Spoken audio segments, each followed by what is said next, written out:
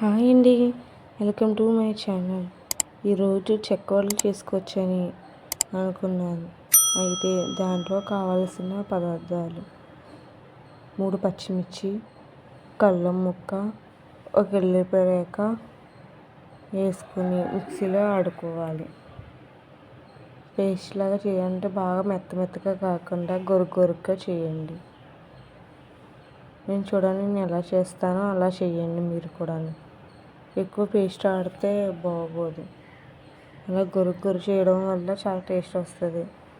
ఈరోజు కాలం కూల్గా ఉంది, వేడివేడిగా తినాలనిపించింది, అందుకే చేసుకున్నాను. చూడండి ఎలా చేశాను, అలాగే చేయండి. అయితే ఇది చేసింది పక్కన పెట్టుకోండి. తర్వాత మనం ఒక 2 గంటల ముందే నానబెట్టుకున్న శనగపప్పుని పక్కన పెట్టుకోవాలి. అంటే ముందుగా దీంట్లో నానబెట్టుకుని వేసుకోవాలి, లేకపోయినా ఉడకబెట్టుకుని వేసుకున్నా పర్వాలేదు, మీరు ఎలా వేసుకున్నా పర్వాలేదు. అయితే బియ్యం పిండి, ఒక కప్పు బియ్యం పిండికి చూడండి 2 కప్పు బియ్యం పిండికి ఒక కప్పు శనగపప్పు వేసుకున్నాను, నానబెట్టుకున్నాను. దాంట్లోనే జీలకర్ర, నేను వేసిన పదార్థాలు మిక్స్ చేయకుండా వేయండి. అలా వేయడం వల్లనే పర్ఫెక్ట్గా రావడం జరుగుతుంది. కరివేపాకు, నేను ఏమి వేస్తున్నానో అయ్యే వేయండి.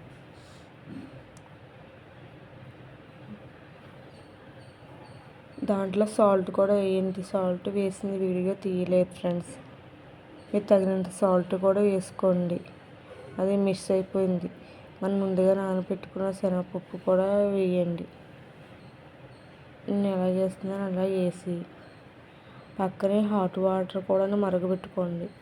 హాట్ వాటర్ మరగబెట్టుకున్న వల్ల గుల్లగా వస్తాయి, లేదంటే ఆయిల్ ఎచ్చపెట్టుకుని వేసుకున్నా గుల్లగా వస్తాయి. కారం తగినంత కారమే వేసుకోండి. మీరు ఎంత తింటారో అంత కారమే వేసుకోండి. మనం ముందుగా పేస్ట్ చేసుకుంది కూడా దాంట్లో వేసేయండి. నేను ముందుగా అల్లం, వెల్లుల్లిపాయలు, పచ్చిమిరపకాయలు పేస్ట్ చేశాను కదా, అది కూడా దాంట్లో వేసేస్తున్నాను. వేసేసాక శుభ్రంగా కలపాలి. మొత్తం దీంట్లో కలిసేలా కలుపుకోవాలి. నేను ఎలా కలుపుతున్నానో అలా కలుపుకోండి.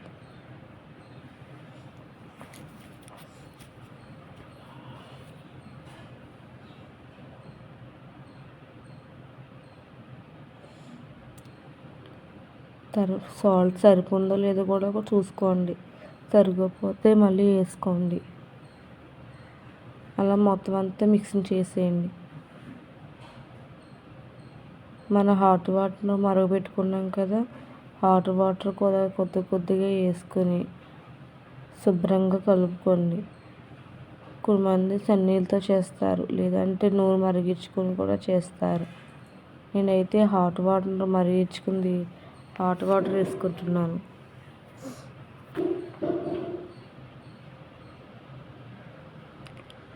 చూడండి, నేను హాట్ వాటర్ వేసి అంత వేడిగా ఉండాలి, చల్లారిపోయినా బాగోదు. మళ్ళీ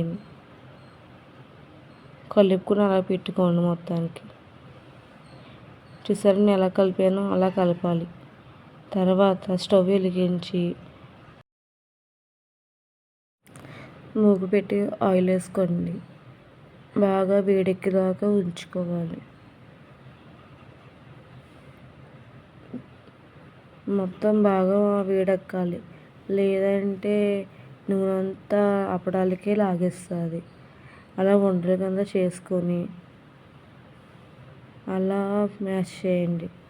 చూడండి నేను ఎలా చేస్తున్నాను,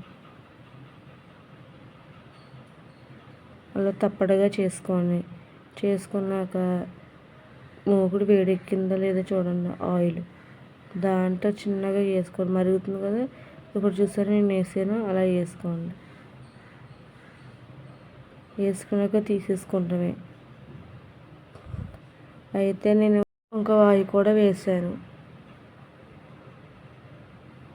ప్లేట్లో రాకపోతే ఇలా కవర్ పెట్టుకుని కూడా తీసుకుని వేసుకోవచ్చు. అది మీ ఇష్టం, మీకు ఎలా వస్తే అలా చేసుకోండి. ఇలా నువ్వు చేసుకోవడం వల్ల చాలా బాగా వస్తాయి చెక్క వడియాలు. చూడండి ఎంత బాగా వచ్చింది, కలర్ కూడా చూడండి ఎంత ఇలా గోల్డెన్ కలర్గా వచ్చింది. అప్పుడు ఇలా ఎడగానే విప్పి అయిపోయింది చూడండి. సరేనండి, థ్యాంక్ యూ ఫర్ వాచింగ్.